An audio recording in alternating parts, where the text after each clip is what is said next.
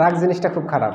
আপনি রাগের বশবর্তী হয়ে এখন একটা যে কাজটা করবেন না, হয়তো রাগের বশবর্তী হয়ে এক্ষুনি যে কাজটা করবেন, পরবর্তী যদি 50 বছর বাঁচি থাকেন ওই একটা কাজের জন্য সারা জীবন আফসোস করতে হবে। রাগ জিনিসটা এরকম খারাপ।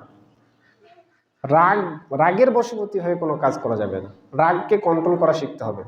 কন্ট্রোল করলে কি হবে, লাভ কি? দেখেন, রাসূলুল্লাহ সাল্লাল্লাহু আলাইহি ওয়াসাল্লাম বলেছেন, মান কাযামা গায়জান হুয়া কাদিরুন আলা আন ইয়ানফিযাহু। কেউ যদি সক্ষমতা থাকা সত্ত্বেও নিজের রাগকে কন্ট্রোল করে, নিজের সক্ষমতা আছে তারপরেও রাগটাকে কন্ট্রোল করে, কিরকম? আপনি আপনার ওয়াইফের সাথে আপনার ঝগড়া লাগছে, লাগার কারণে আপনার সক্ষমতা আছে যে তাকে একটা মারার, রাগের বশবর্তী হয়ে তাকে একটা মারার, এটা সক্ষমতা আপনার আছে। এই সক্ষমতা থাকার পরেও যদি আপনি আপনার রাগটাকে কন্ট্রোল করেন, যে ঠিক আছে রাগটাকে কন্ট্রোল করলাম। ধরেন আপনার রাগ ভাসছে, আপনার হাতে একটা জগ আছে। দেখবেন সাধারণত গ্রাম অঞ্চলে কি হয়, যে রাগ রাগ যখন ভাসে জগ টগ চেয়ারটা যা থাকে একদম আছাড় মেরে ভেঙে ফেলে, আছে না এরকম? হয় আপনাদের গ্রাম এরকম হয়? হয়।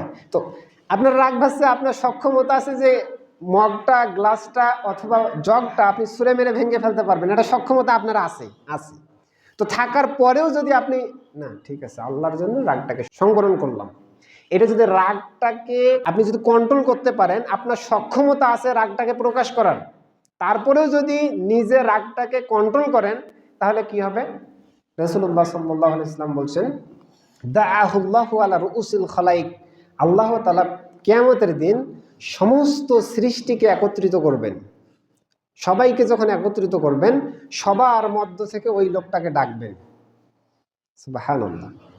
চিন্তা করেন, সব মানুষ, সব সৃষ্টি আল্লাহর সামনে সবার মধ্য থেকে ওই লোকটাকে ডাকবেন। হাত্তা ইউখায়্যিরাহু ফি আইদিল হুরিশা। ওই লোকটাকে বলা হবে, তুমি দুনিয়াতে রাগকে কন্ট্রোল করছো না, তোমার সক্ষমতা ছিল যে রাগটাকে প্রকাশ করার, যে তুমি তারপরও রাগটাকে কন্ট্রোল করছো। এখন এই কারণে আল্লাহ তাআলা তাকে বলবেন যে তুমি এই যে দেখো, তোমার যতটা হুর ইচ্ছা তুমি এখন বেছে বেছে নাও। জান্নাতি হুর তাকে দেওয়া হবে। ইবনে মাজাহ, হাদিস সহিহ।